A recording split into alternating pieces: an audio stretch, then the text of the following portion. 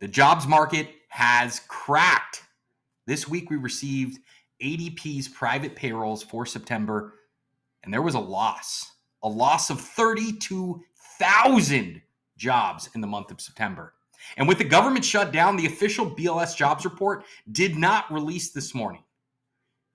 And here's why mortgage rates could move even before the Fed takes action. As we open this morning, the 30-year fix is at 6.36, down slightly from last week's 6.37. But let's get into why the market is moving and why our buyers and sellers should be taking action now.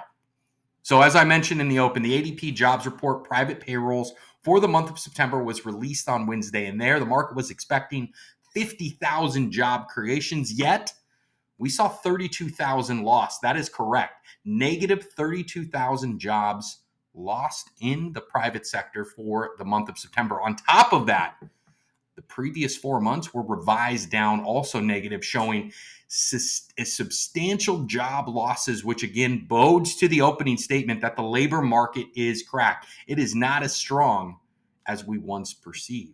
On top of that, wage pressure is cooling. We saw wages fall from 7.1%, from 6.6% down from 7.1.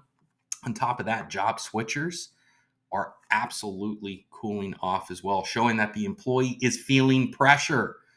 On top of that, we roll in the government shutdown, which non-essential employees, specifically Bureau of Labor and Statistics, they're on the fritz until the government opens back up. That means no BLS jobs report, as we did not get this morning. Initial jobless claims, which we did not get yesterday, Thursday. And going forward, CPI, inflation data, PPI, PCE, you name it.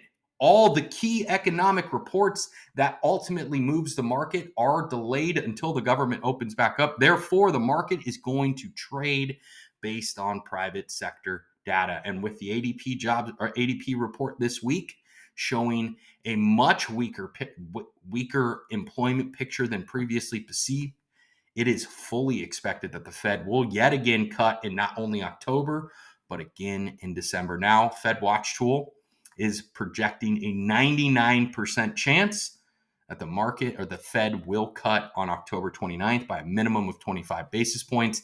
And again in December, 92% of another 0.25% cut. But here's the key.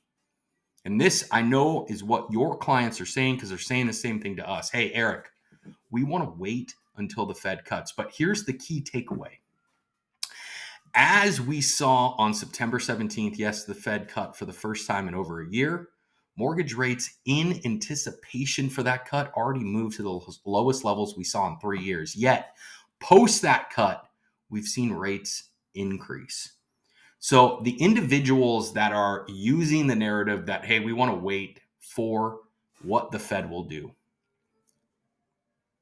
likely not going to bode well. Where yes, there is still expectations that into 2026, we will see rates dip below 6%. Fannie Mae just updated their projections. That is still a far ways away. And the rates we have here now present such a unique opportunity for both our buyers and sellers. Best opportunity comes before the Fed moves. Don't wait for confirmation. Rates today are favorable, and waiting could cost you. If you find this info helpful, useful, please like, subscribe, forward to anyone that you feel would benefit from this information. As always, let's make it a fantastic Friday and an even greater weekend.